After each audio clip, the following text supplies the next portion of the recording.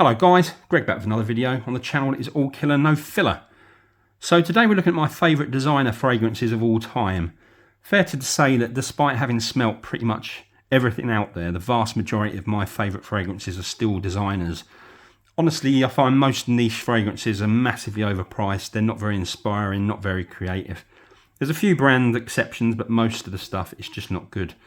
So this is not a list of the best or most commercially successful fragrances or even necessarily the best crafted fragrances. It's just a list of my personal favourites. Not in any particular order. It's supposed to be a top 10, but I can't count, so I've got 11. But we're going to crack on and start with this one, which is from the house of Mugler, and this is Pure Havane. And this is a flanker to the original Amen or Angel Men. Sadly discontinued now, but this one's got the DNA of the whole Amen series of fragrances, but this is the best one of the lot for me. Supposed to represent the smell of Cuban cigars, and this is one of those fragrances that really creates something magical for me. It's a combination of honey, cherry tobacco and vanilla, and it's got that signature Amen patchouli. It's just dialed down a little bit compared to the original. I also get some cocoa and some amber in the base here, but this is the ultimate autumn winter sort of cozy sitting by a fireplace with a nice drink fragrance. It's been discontinued and brought back a few times, so I'm hopeful that that will come back again one day. Next one, we've got one from the house of Hermès. Please excuse the label on here, and this is the Terre d'Hermès, the Eau de Toilette. Can I speak?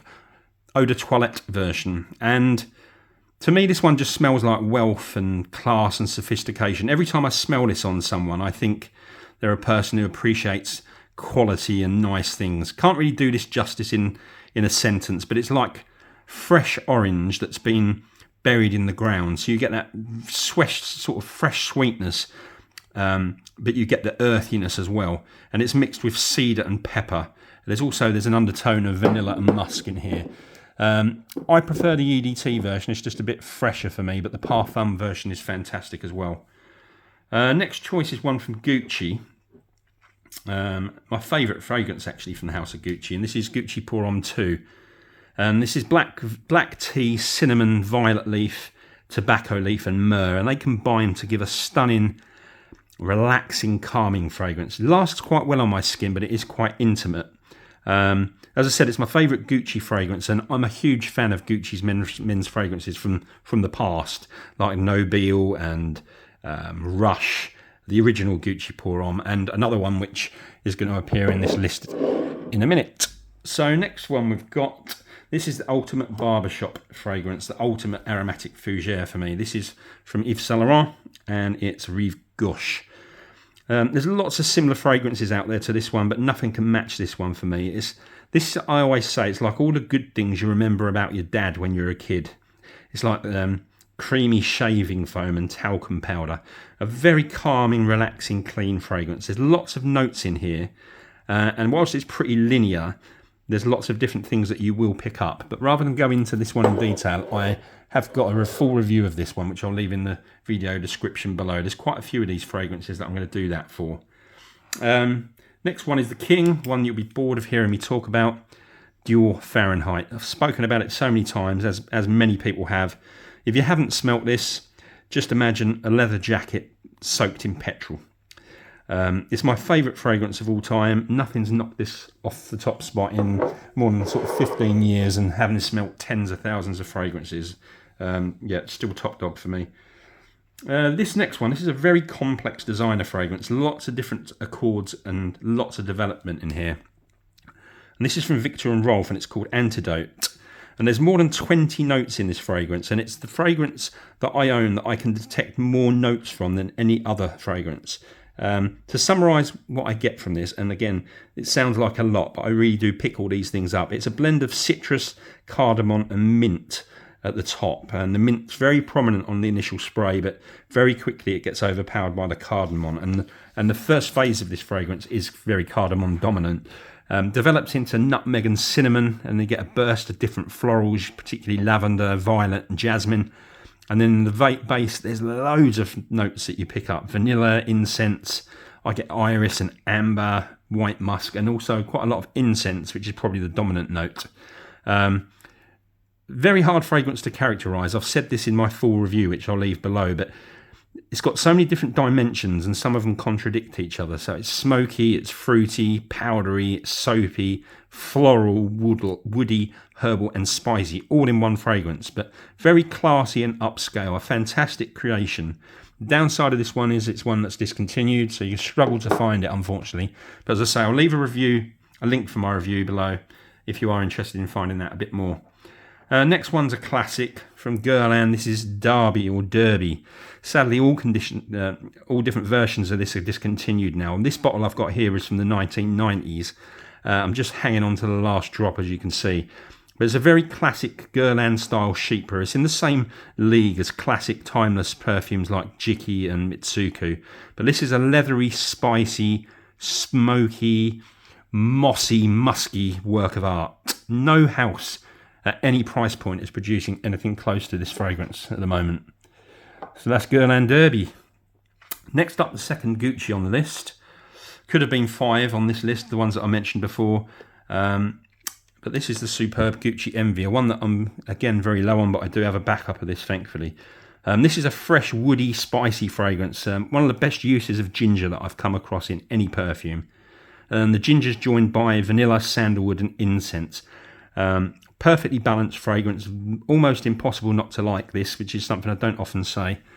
But again, unfortunately, long since discontinued, so you might struggle to find this one.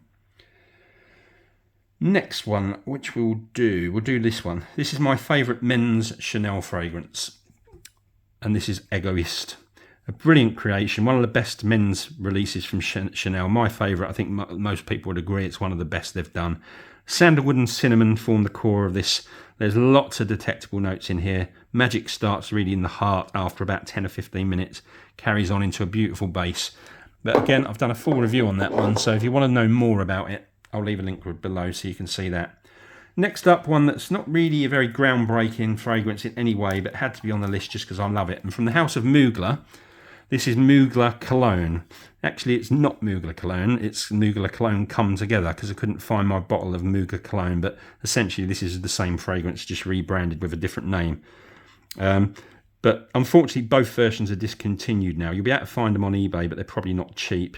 But this is a beautiful green fragrance. It was created to smell like a soap that Thierry Mugler smelt when he was a kid. And on previous videos, I've talked about how this fragrance is aimed at people that don't generally wear fragrances. They just want to smell clean and fresh. And it is the ultimate clean, fresh, simple smelling scent for me. When this was in production, this was £30 for 100ml, the Mugler Cologne version. And if you think that Creed's original Vetiver, which is extremely similar to that, was £250 for 100ml at the same time, it was amazing value. Another one that I've done a full review on, so I'll leave a link in the video description below. This next one's a stunner. This used to be talked about all the time, but never really hear anyone talk about it anymore. It was always overshadowed by its eau de parfum flanker, but this is L'Instant de Guerlain, the original EDT version. The intense version is known as Lidge, and it's always got more love. But this version contains the magic from Lidge, which is a really great cocoa and patchouli. But that's toned down a little bit, and this is balanced with a blend of lemon and bergamot, which makes this one a lot more suitable for warmer climates, whereas Lidge is a bit too sort of deep. I always think of this one as being like a daytime scent and then Lidge for the evening. It doesn't come in this bottle anymore. It comes in the current Guerlain bottles that you'll find Habit Rouge and Vetiver and all of those in. And finally, this one is probably the best crafted men's fragrance ever for me. This is Dior Homme, and the one that I'm showing you here is the 2011 version. I think this is even better than the original. This one was from perfumer Francois Demachy. The original in 2005 was from Olivier Polge. The current available version, strangely, although it's the third iteration, is called Dior Homme Original, and I'm told that that's very similar to this version, but I can't speak for that because I don't own it. But this is a masterpiece. It's a woody floral musk, beautiful iris and cocoa. Any of the Dior Homme series could have been in this list. Most of them are 10 out of 10s. Dior Homme Intense, Dior Homme Eau, Dior Homme Parfum, all 10 out of 10s, and even the Cologne and the Sport are sort of strong 8s for me. But that's the king, Dior Homme. So there you go, guys. That is my list of my favourite designer fragrances of all time. I might have to do a part 2 because there's quite a few that missed out.